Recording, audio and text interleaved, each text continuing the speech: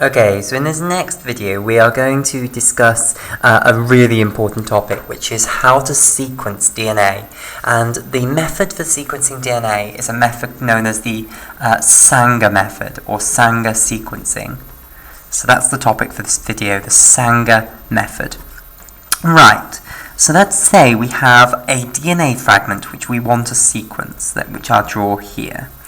Then basically the way in which you do this, the original way in which you do this, which is what the way I'm going to tell you about first, because it's easier, I think, to explain than the modern way, and then I'll tell you about the modern way. Okay, the original way you do this is that you get 4 test tubes, basically. So 4 test tubes.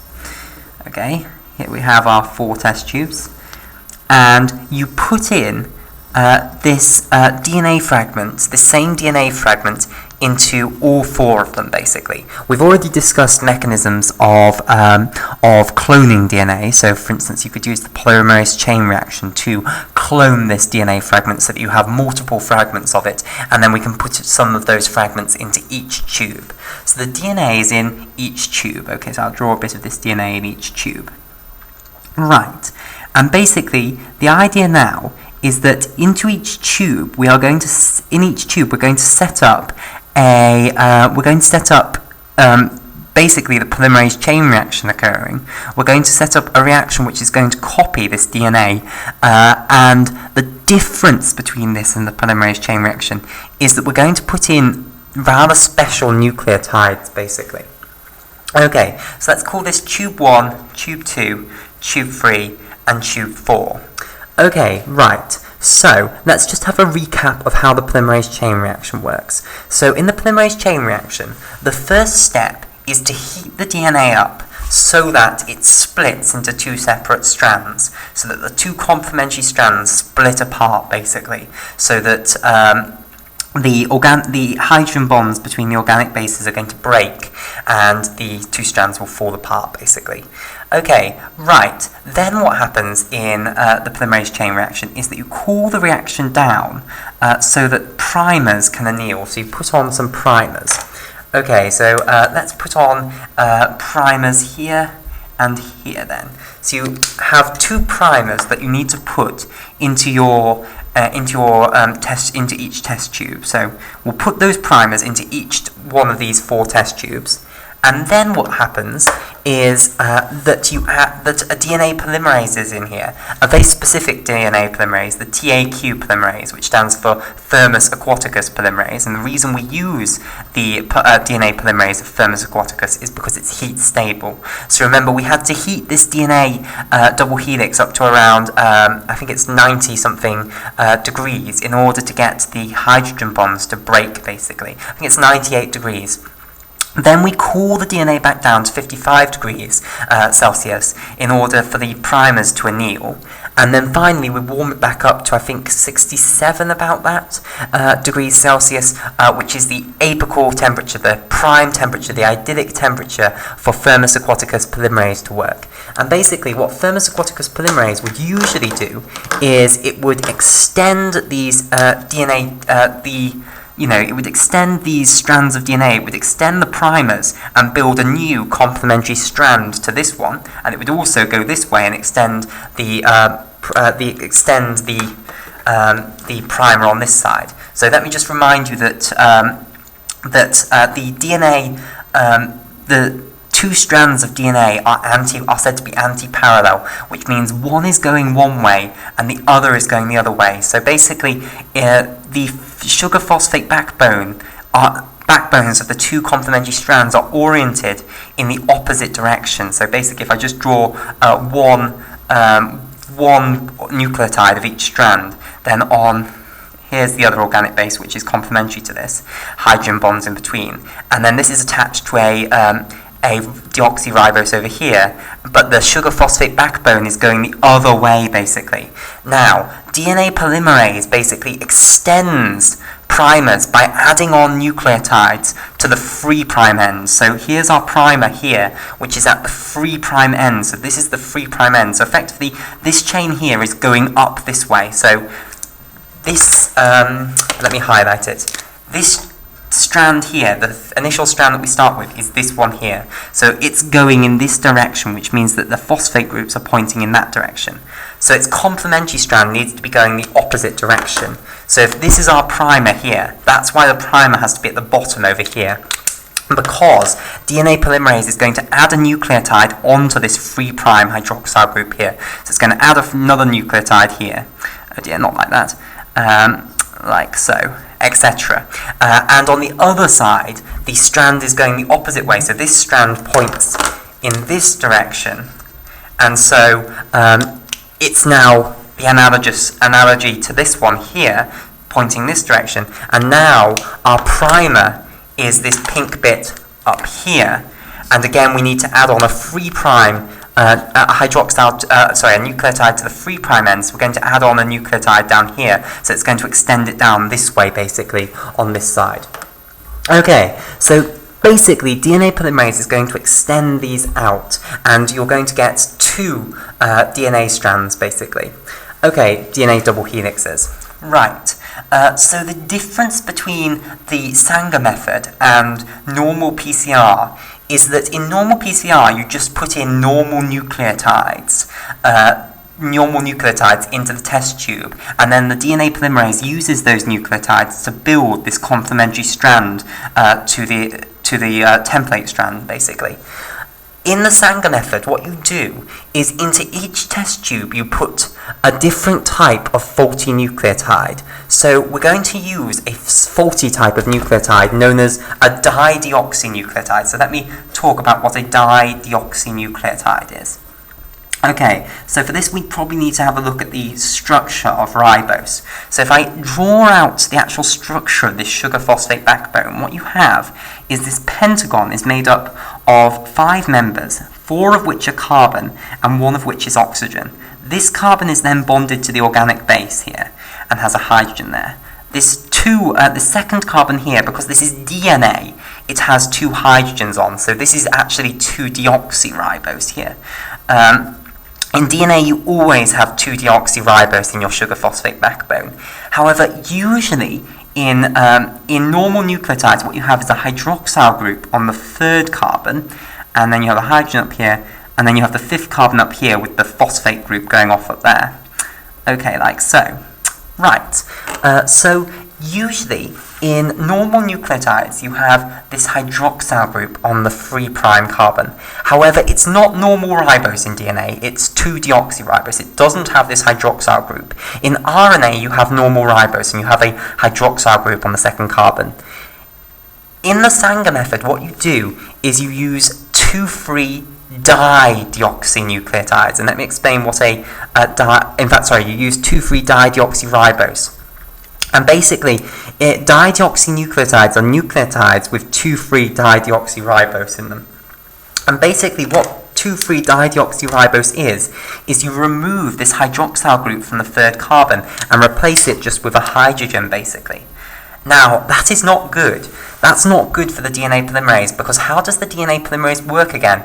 It adds on another nucleotide onto this hydroxyl group down here. So basically it brings along another nucleotide and binds a phosphate group to that hydroxyl group. So this phosphate group up here will have an oxygen like that, O-, and then it will have a hydroxyl, which will be linked to the nucleotide above it. But basically the way DNA polymerase extends this primer is that it adds on another it adds on a nucleotide to this 3' hydroxyl group. So if you don't have the 3' hydroxyl group, if you are a dideoxynucleotide, then you can be added on because you have your 5' group. Your 5' group is fine. So basically what happens is if you bring one of these dideoxynucleotides in, it adds on fine because its 5' group is going to add on to the chain fine. So if we use this as an example here, you add in your dideoxynucleotide here, and it adds on fine because all you need to do is add on the 5' group onto the 3' group of the prior nucleotide. And if the prior nucleotide is a normal nucleotide, i.e. just a deoxynucleotide, then this will be fine. However, this is a dideoxynucleotide, so when it comes to adding on the next nucleotide, it does't actually have the 3' hydroxyl group. So the next nucleotide along can't actually bind to this dideoxynucleotide, so you terminate the chain. Okay, so why do we have these 4 test tubes? Well, basically, into each one, you put a different dideoxynucleotide. So you put, let's say in tube 1, we're going to put dideoxythymine nucleotide triphosphate, NTP, ATP, adenosine triphosphate. Sorry, it should be TTP. TTP, that's better. Thymine triphosphate. Let's put into this one dideoxy ATP, and then put into this one dideoxy CTP, and put into this one dideoxy GTP. Okay, so let me explain what those mean. Those mean the dideoxynucleotide relating to adenine. This is the dideoxynucleotide for thymine. This is the dideoxynucleotide for cytosine, and this is the dideoxynucleotide for guanine. Okay, the reason they are CTP is because when you add on a nucleotide to the growing DNA chain, really what you add on is a nucleotide with 3 phosphate groups on. So like ATP, you have adenine with the ribose group and then 3 phosphate groups. Again, you can have the same thing but for all the different organic bases. And basically these phosphate groups being bound there have energy stored in them, and that's what catalyzes that's the energy the energy from the breaking of that phosphate bond there provides the energy for the formation of the bond between this phosphate group and this carbon here. So basically, in the extension of the DNA chain, you use nucleotide triphosphates rather than nucleotide monophosphates. Okay, but what we are putting effectively into these tubes we are putting these nucleotides that once you add them on, are going to stop the extension of the chain, basically. So into tube 1, we have put a nucleotide that will terminate when you have add a thymine in. This one will terminate when you add an adenine in. This one will terminate when you add a cytosine in, and this one will terminate when you put a guanine in. And we put each one into the separate tubes. Now we put in all the other nucleotides, the normal one. So we just put in the normal deoxynucleotides. So we put in deoxythymidine triphosphate, and deoxy adenosine triphosphate, deoxycytosine triphosphate, and deoxyguanine triphosphate. So you put in all of the other nucleotides, the normal nucleotides. These are the ones that, when you put them in, DNA will actually continue extending. Okay, and you might wonder, well, why are we putting in the normal version of DTTP when we put in the dideoxy version? It's because we don't want it always to add in the terminator 1. So now I'm going to explain to you the basic idea of this. So the idea is that in this test tube 1, when you start synthesizing this complementary strand here, what's going to happen is when you need to add on adenine, cytosine, or guanine, you're going to do that absolutely fine. You're going to just do normal DNA replication. But when you add on thymine onto this into this complementary strand that you're building here, you have a choice. You might end up putting a normal thymine in, which can then be extended further on, i.e. it does have the 3' hydroxyl group, or you might end up putting a terminator nucleotide, as it's called, or a dideoxynucleotide in. And that will terminate the extension of this chain, because once you've put that terminator nucleotide in, you cannot continue extending the chain. It will stop at that point. Okay, so what you're going to get, basically, is you're going to get absolutely loads of different sized DNA fragments in this tube 1, because you will have loads of thymines along this complementary strand. So you have absolutely loads of points along this strand where you can potentially terminate. So what you'll get is you'll get some of these being synthesized. If you do the polymerase chain reaction again and again and again and again, what you're going to get is you're going to get some of them synthesized so that they terminate at that first thymine. However, Sometimes, the DNA polymerase won't put in a terminator nucleotide there. Instead, it'll put in the normal thymine nucleotide. In that case, what will happen is you'll go straight past that thymine. That won't cause a problem. And then maybe you'll terminate at the next one. Okay, so you terminate at that one. But maybe the DNA polymerase adds in normal thymines at both those first two positions, and in that case, you'll go all the way to the third one before terminating. So basically, in this test tube 1, you are going to end up with loads of different sized fragments, basically. And all those fragments correspond to is the different places at which the terminator nucleotide can be added, and at which DNA synthesis was terminated, basically. Okay, now you do that for every single tube. The difference is that in tube 1, you're going to have all these different size fragments which correspond to all the different places where the thymine nucleotide was added to terminate. In this tube 2, you've added dideoxy ATP, so you've added in the terminator nucleotide for adenine. So in this case, what you're going to be looking at is you're going to be looking at all the places where the adenines are, and basically you could terminate this DNA replication wherever the adenines are. So you're going to again get loads of different fragments of different sizes, and they're all going to be the length of how far you got to before you terminated, basically. Okay, so now here is the ingenious part. What you then do is you do agarose gel electrophoresis. So you get a plate of agarose gel, like so. You get 4 wells here, like so, and you put in contents from tube 1 in well 1, so we'll put in contents from tube 1 in well 1, and remember that's going to represent all the possible places where thymine has terminated the DNA replication, so it'll have loads of different fragments, and those fragments' length corresponds to the positions where the thymine are. So, for instance, the length of this fragment, it's the length up to the first thymine residue, basically. It's the length of the DNA fragment up to the first thymine residue. So basically, the lengths of these fragments are going to tell us where the thymine residues are.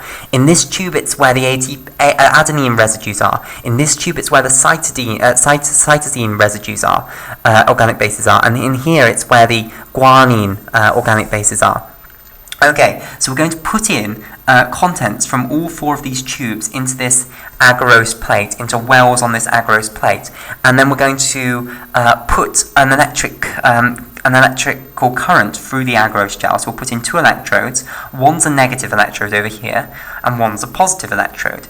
And basically what will happen is a current will move from the negative electrode to the positive electrode, but also because DNA is negatively charged, it will move towards the positive electrode. However, fragments of different length are going to meet different resistance by the agarose gel. So fragments which have a longer length are going to find it more difficult to move through the agarose gel, and they're going to get less far in a certain amount of time. So what you do is you let this run, basically. And what you're going to get, basically, is a pattern like, well, let's think about what you're going to get.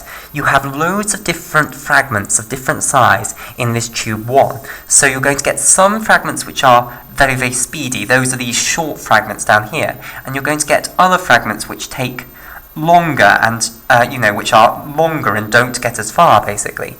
Similarly, in our tube 2, what are you going to get? You're going to get... again, lots of different sized fragments. So you might get some longer fragments and then some shorter fragments up here. Okay, and in tube 3, again, you're going to get a combination of fragments, maybe like this. And in tube 4, you might get fragments as well, like so. Okay, right, so how is that useful for determining the sequence of this DNA fragment? Well, basically, we know that the agarose gel agarose gel has within it ethidium bromide, which is an intercalator and is going to bind to the DNA, and when it binds to the DNA, it fluoresces under UV light. So we shine UV light on, and we basically get the ethidium bromide emitting out orange light. So we're going to see all of these patches, basically. Now, why does that help us sequence the DNA fragment? Well, basically, what we can say is, look, the shortest fragment was in this was in this fourth bit over here, wasn't it? It was in this fourth one. So what does that indicate? All these lines correspond to where the remember what these lines are. They correspond to fragments that were in tube 4. And the fragments that were in tube 4 were the fragments where you had terminated with a guanine, basically. So you got 4 different fragments, so you must have had 4 guanines at some point. Okay, so you've got these 4 guanines, and basically you extended this fragment and then it ended with a guanine. Each one ended with a guanine, basically. Okay, and we are saying that the shortest possible fragment of all the fragments that we produced was one with guanine in. What does that show us? That shows us that the first nucleotide after the primer must have been a guanine, because basically there must have been some nucleotide that was this first nucleotide after the primer, wasn't there? And basically, if you terminate there, you're going to get your shortest fragment. Okay, and I've realised I've made probably quite a hideous mistake here. We should have only put in primers for one of the fragments, because otherwise it's going to be terribly complicated. Okay, so yes, get rid of this other primer, basically. You only want to be copying one DNA fragment. If you use both of these primers like so, then you're going to get a terrible mess, because obviously it's going to terminate it on this sequence and you'll have both of them. So get rid of that. We just want one primer on one side and we'll copy it like that. That's how, that deals with the mess that I was struggling to deal with. Right, okay. I do apologise for that. I probably should make this video again. Anyway, this first nucleotide in this after this primer must therefore be a guanine, because it was one of the 4, and if it is one of the 4, which it is, one of these tubes must contain the fragment which was terminated there, because if we do this reaction long enough, eventually, you know, the DNA polymerase will use a dideoxynucleotide in there rather than the normal nucleotide, and it will terminate there. So we're assuming we've done the reaction long enough that you get every possible fragment size that you could possibly get. So we will get this fragment size, basically, and that will be the shortest fragment. So this shortest fragment here must correspond to terminating that first nucleotide. Okay, so that tells us that since that fragment occurred in tube 4, it tells us that that first nucleotide had to be a guanine. So we now know that the first nucleotide had to be a guanine, basically. Now, we then go to the second nucleotide after the primer, so this one here maybe. Now, again, it's either A, T, C, or G. So it must have been, you know, in one of these tubes, it must have been the nucleotide which terminated DNA synthesis. So, and if it did terminate DNA synthesis, it would make the second longest fragment. So we go down here and we look for what is the second longest fragment. Well, here is the second longest fragment, and it was made in tube 1, which tells us that the second longest fragment was made in tube 1, which tells us that, sorry, the second shortest fragment was made in tube 1, and that tells us that this second nucleotide had to be a thymine, basically. It had to have organic base thymine, because the point at which it was terminated, you know, it was terminated into that you terminated the DNA synthesis at that second nucleotide in the thymine tube, so you terminated it in response to adding in a thymine terminated nucleotide, so it must have been a thymine there. And you continue this process on. This is the third longest one, so that must correspond to terminating at the third nucleotide along, and you terminated it in tube 2, so that tells us that we terminated it with an adenine terminator nucleotide, so we can then tell that our next one is adenine, and in that way you can sequence your DNA. Okay, right. So, I just want to say a little bit more about the fact that I have removed this other primer. You might be wondering, well, how can you do PCR if you haven't got the other one? You won't get the exponentiation effect, and you won't, you're quite correct. But as long as you've got one of these strands here, and you put in this primer like so, then every time you cycle, you're going to make another strand. And if you do that for long enough, obviously you'll make all the possible strands you could. Right. Okay, so the modern ways of doing this differ slightly. In the modern ways of doing this, you just have one test tube rather than 4 test tubes. So I'll draw the modern way down here. So you have one test tube rather than 4 test tubes. And you put in all the dideoxynucleotides into this one test tube. So you put in DD, ATP, DD, TTP, DD, CTP, and DD, GDP.